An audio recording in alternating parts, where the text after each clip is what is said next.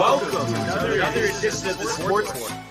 And we are back. We got the full crew in the house. That is what it's all about. The Yankees, out of any team in the league, are the best equipped to handle a blow like this. I think there is a higher power at play here. He's due law of averages. That dude is the ultimate scrub. It's trash. Yeah. Every person you have in there is fucking trash. Next game, you're going to see a big performance. You can see it in the end of the game, and I'm just totally stoked and excited for this. And we are back in this special Saturday Sports Board edition. I'm surprisingly your host for this NFL weekend season recap, I guess you could say, into the playoffs. Right now, 4:30 is the first game of the playoff season. I'm your host, Mike. The gang is out on assignment, as they like to say. They'd probably be shocked that I'm actually doing this because we were planning to do this at 10 a.m. and here we are at 4 o'clock, 3:59 on the dot. And we promised you folks, though, a show, and we are giving you a show. Hope you guys are having a good weekend. Hope you guys had a good Friday night. It's Friday again. It's Saturday, Sunday. What? Thank you, folks. Thank you. Hey, yo. So let's get into it. Let's get the music. Cue up the music. Boom. Nice. All right. In about 30 minutes, I'm going to give you 5 things to watch out for in the Seahawks 49ers on the Super Wildcard weekend. I'm kind of going to go with all right, we'll go with the first thing. 49ers, can they be slowed down? I personally don't think so. I think Geno Smith and our boy from Seattle are going to get shut down. Big win for the 49ers. I just, this is a rivalry. But then again, Geno Smith capping off a 4,282 passing yard season, earning him his first Pro Bowl bid. Me being a Jets fan and us giving up on him, I'm happy for him. There's interesting stories here. We've got Purdy. It's more than just a feel-good story now. Instead of, you thinking San Francisco's not got a chance, here comes Purdy, save the day. Could this be a magical run? The last QB to enter the playoffs on such a streak as Purdy's was Tom Brady in 2020 ahead of the Buccaneers Super Bowl run. Something to think of. Purdy's statistics are impressive. They're 1,308 yards, 13 TDs, and 3 interceptions in 6 games since taking over for the injured Jimmy G, baby. Folks out there, let me know your thoughts on that. Fourth thing on this game, CMC, Christian McCaffrey, back in the playoffs 5 seasons later. I just have a feeling he's going to go all out. This whole team is just clicking at the right time, and I don't know. Seattle's in for something, even though they do have an impressive season and looking back. And it's dope because the season hasn't rested solely on the arms of Smith. You look at DK Metcalf, Tyler Lockett, Quandre Diggs. I mean, these guys have been balling all season. Even first rounder Charles Cross and third rounder Abraham Lucas. Brian Barnaby, I hope you're out there. I hope I'm making you proud with all this knowledge I've gotten for this episode. Yeah, I mean, I don't know, folks. You tell me who you're picking. I'm going 49ers in this one. If I was a betting man in sports, which I'm not. I know you guys are probably surprised in that, but I'm really just not. Barnes is. Tony does dabble. But I'm going San Francisco, folks. 4:30 coming up soon. We're going to take you up into it. You guys can cross over back and forth. I'm not going to be too much longer. You know me. New year, new me. I'm really taking in my duties as talent over here, as we have some extra audio, when I need to be filling in when the gang needs me. It's what a 6-man does here at Sportsport, and that's what I am at the Sportsport. I'm sick. Call me Jamal Crawford. Anyway, next game. This is another Saturday night at the TIAA Bank Field in Jacksonville, Florida. The Jacksonville Jaguars at 9-8 host the Los Angeles Chargers at 10-7, 8:15 Eastern time, baby. Where? NBC. We're gonna give you some things to look at here. High-profile QBs on this. We got Justin Herbert and Trevor Lawrence. I mean, they're a pair of top 25 QBs, under 25, making their playoff debuts against each other. And honestly, folks, this is a little taste of the next generation of perennial postseason stars. Really looking forward to it. I know the gang is as well.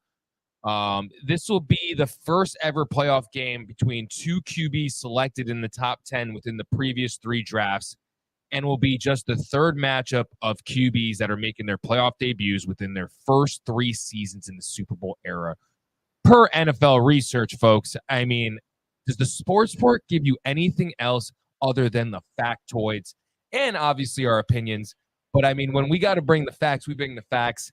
And I know Brian Barnaby and Tony and even Matthew, 2 T's out there, is appreciating it. We have Renee in studio over here joining me, so I'm not alone in here.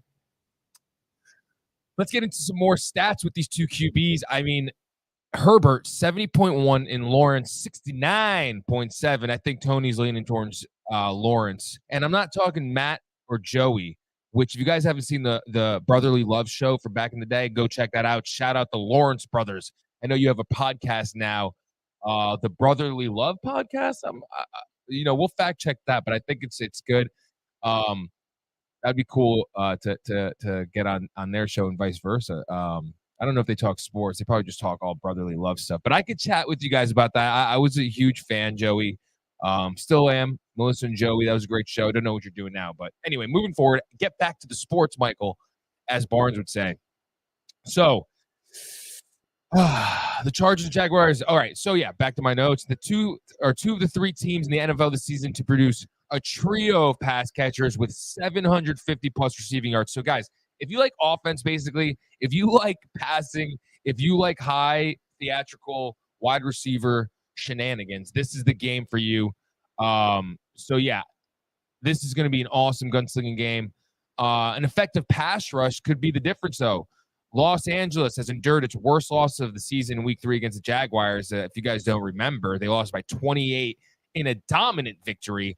Pass rushing disparity was huge, and I think it's going to be a key matchup in this game tonight. So next-gen stats, guys, I don't know if you're familiar. I'm not really. I just, did my homework, did my due diligence, as Craigo Crypto Corner says. If you don't know what that is, go check it out. Great show on all things Web3, great interviews, and just fun facts about things in that realm. It's not going away, folks. It's here to stay. So Joey Bosa, I'm so sorry. Let me get back to Lawrence was pressured on 12. Okay. He was pressured on 12.8 dropbacks that game, 12.8% dropbacks. He was 9 for 16, 100 yards, 2 TDs. So, pretty good. Joey Bosa left that game Week 3 due to a groin injury. So it's going to be interesting. Jacksonville might be associated with how often the pass rush could create pressure. We'll see, man. We'll see. Injuries follow Chargers into the postseason, though, guys. Wide receiver Mike Williams, he's been downgraded to out on Friday. So as of now, he's gone.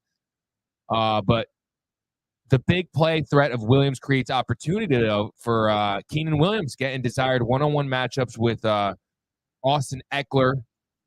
So he will as well be getting more touches this game. Opportunity knocks for Travis Etienne, second-year Jaguars running back. He's going to be called upon a lot. So it's a big game. I'm going to go with Herbert. I think he's more groomed. I think the team's a little better. Let me know your thoughts. Christopher, shout out Downtime. Yeah, Tega, what's up, bud?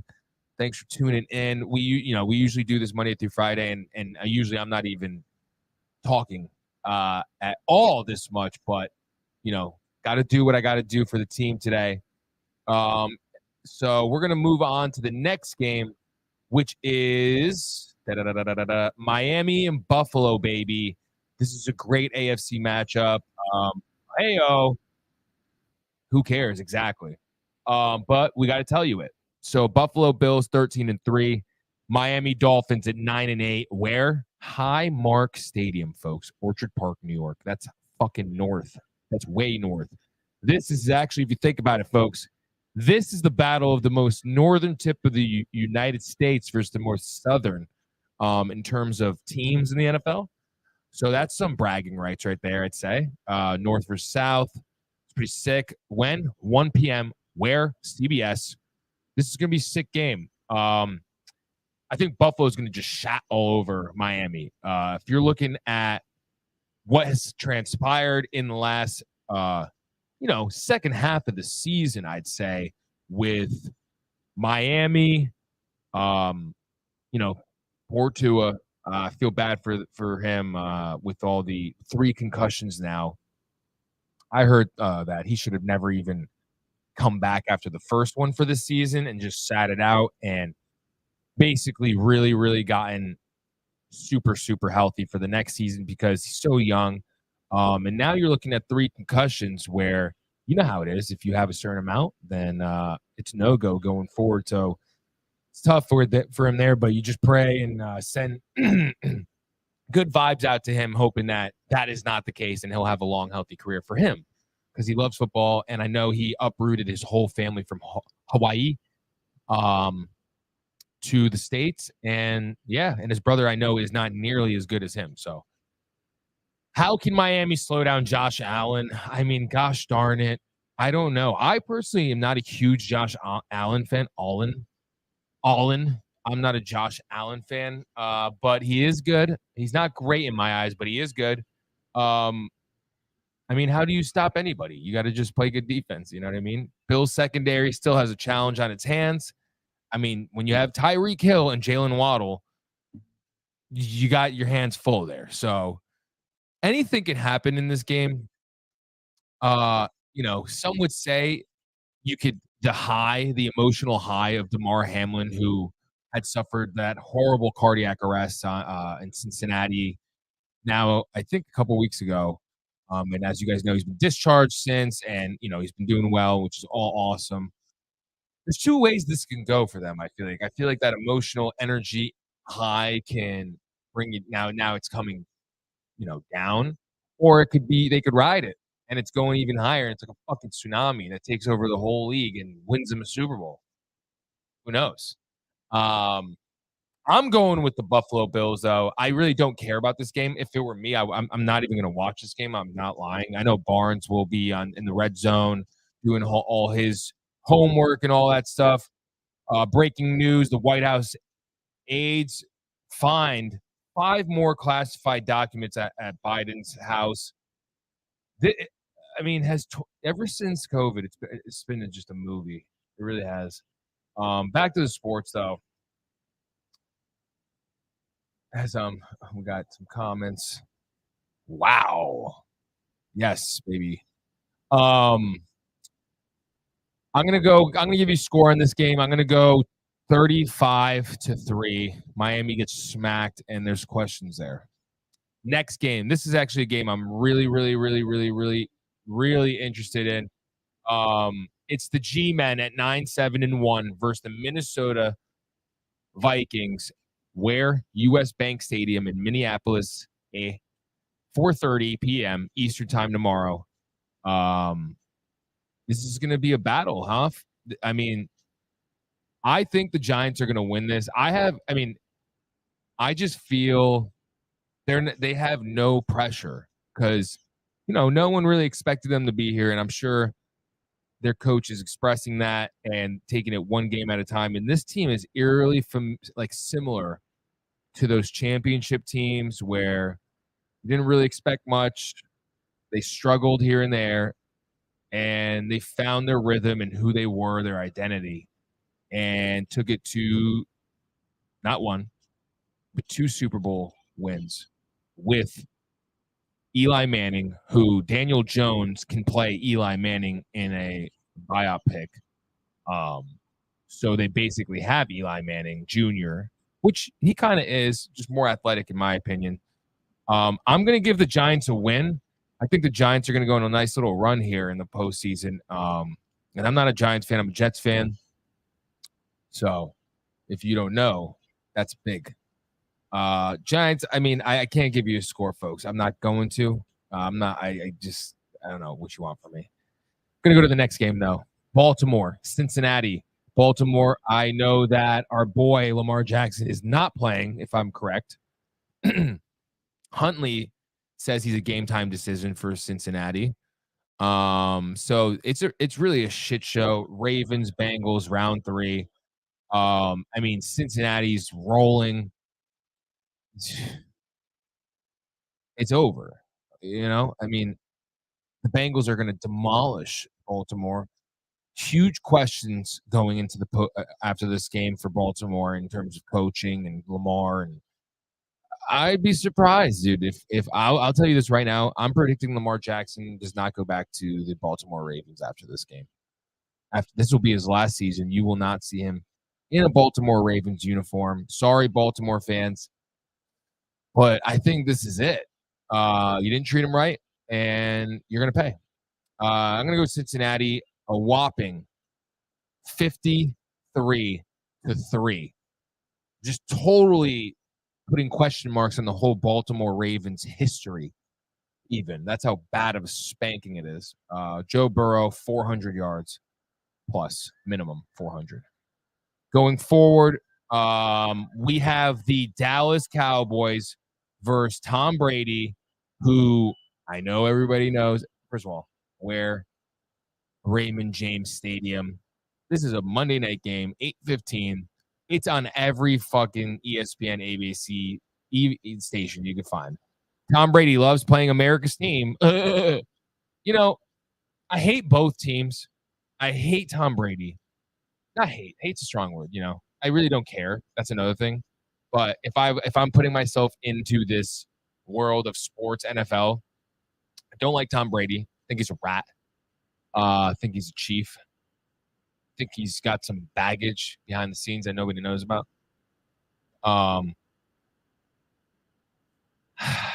Dallas, America's team, enough with that. I mean, it's pathetic at this moment. Jerry, don't like him. Don't want him to win. I do like Dak. Tough he's on Dallas. So I really could care less about this game. I know people out there care about this game. If I will give you 5 things to look at, Cowboys pass rush versus Brady's quick game. I mean, that's going to be one of the biggest things to look at. I mean, we're talking about the menacing Micah Parsons, DeMarcus Lawrence. They wreck havoc, folks. I mean, Barnes, are you out there? Are you hearing these names I'm saying, Barnes? I mean, come on, bud. Will Dak Prescott, do you guys think he's going to turn over indulge in turnovers, or do you think he's going to, tighten the ship up? He hasn't done it this season ever since he's returned. I don't know. I really don't know. I just think obviously it's rigged, to be honest, if you want me to tell you. Tom Brady's probably going to make it. The whole story, Giselle, him, the model now, he's playing better. Oh, my gosh. It's going to be so annoying. I'm hoping that they face the Giants and Daniel Jones beats him. It'll be hilarious. And something that Giants fans can probably hang their hat on forever. If the Giants face Tom Brady and the Bucs and beat him, Giants fans can forever, and the Giants organization can just always say they've owned the quote-unquote GOAT, thereby saying, minus their franchise. He's the GOAT, sure, but not to them. So that's pretty awesome. I would love to see that. Buccaneers are definitely going to win this game, folks. I mean, come on. And that is my NFL frenzy, guys. I mean, not much left here for that. The other games will be, obviously decided after this, and the gang, the regular gang will be back, and they will put their input in on what is what and who is who. Yes. Thank Brian you Barnaby. Yes. Can't wait till they're back. It's phenomenal. It really is phenomenal. They're phenomenal. You guys are phenomenal. I really hope I've done you guys justice out there in the sports sport world. I know I'm, like I said earlier in the show, go back and watch it. I am the Jamal Crawford of the Sports Sport Sixth Man of the Year, especially now into the new year of 2023. If you recap this past week, you'll see me more on the sports sport in this last week than I've been on in the last 2 years. So yeah. I mean, if there's anybody out there that's watching, any questions, anything else, I mean, for me, that's it. The Knicks won yesterday. If you guys want to talk a little bit NBA real quick, I'll go into that real fast. Let me get the Knicks music up. We'll do Knicks talk. I'll do Knicks talk. Okay. And let's get the Knicks song up, baby. Yeah. So let's get into the world of the National Basketball Association. LeBron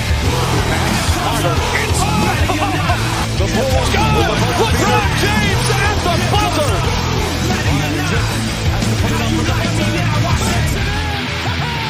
He banks in the three, and the Lakers win the game.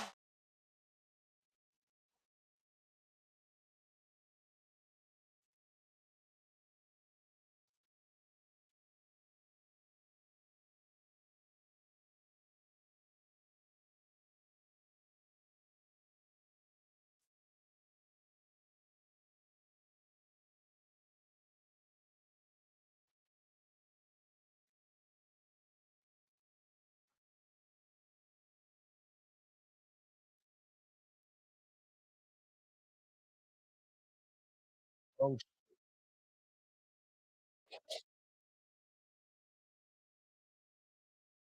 sorry, folks. I had to plug in the laptop because it's lagging right now. That's why it'll come right back up. I didn't notice. Next.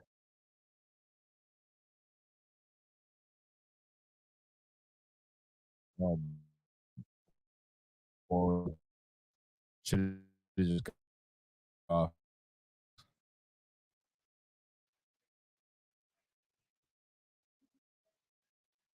I'm gonna patiently wait here.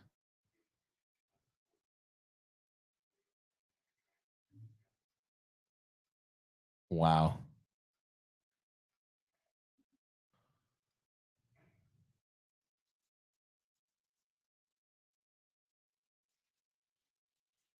We're back. Okay, we're back. There we go. Okay, cool.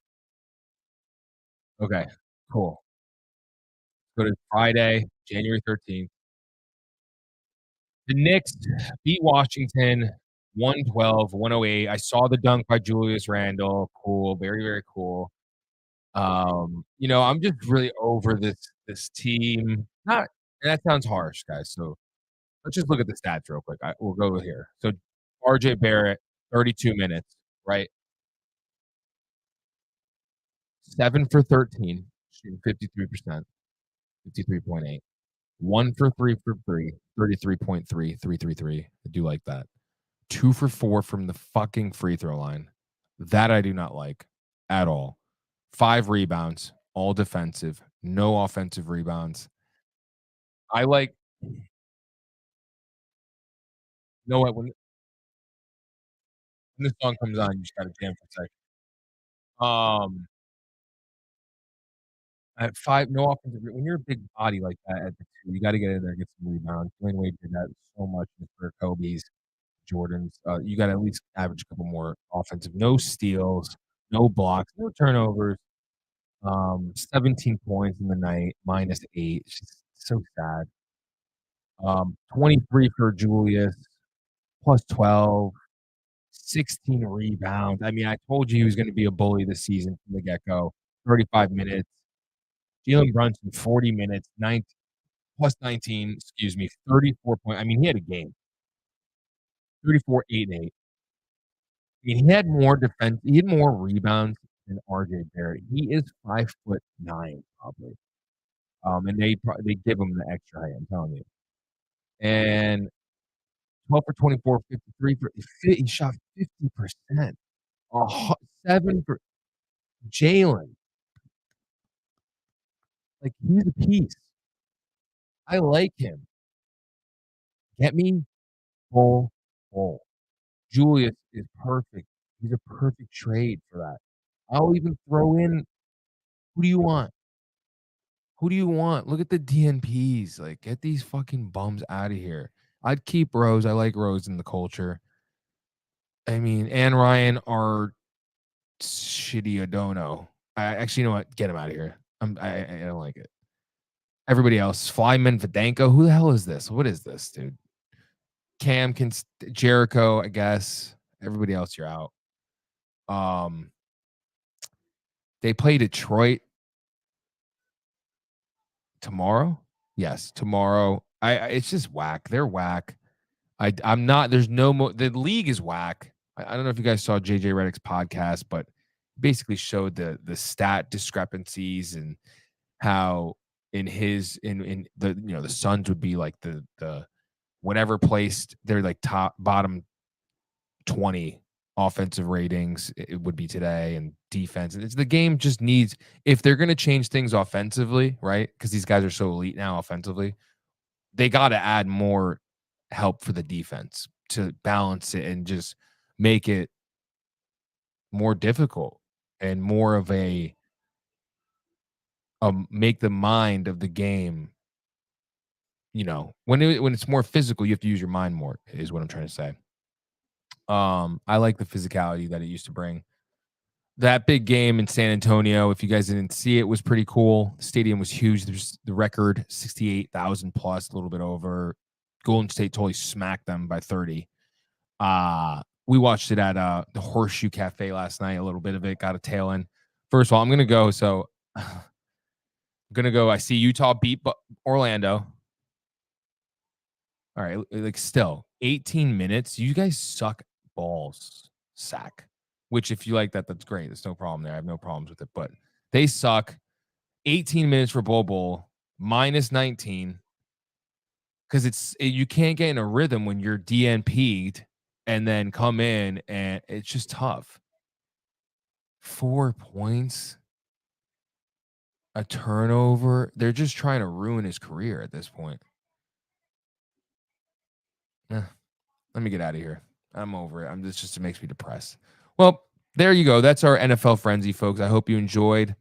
And we will see you on Monday. Yes, on Monday.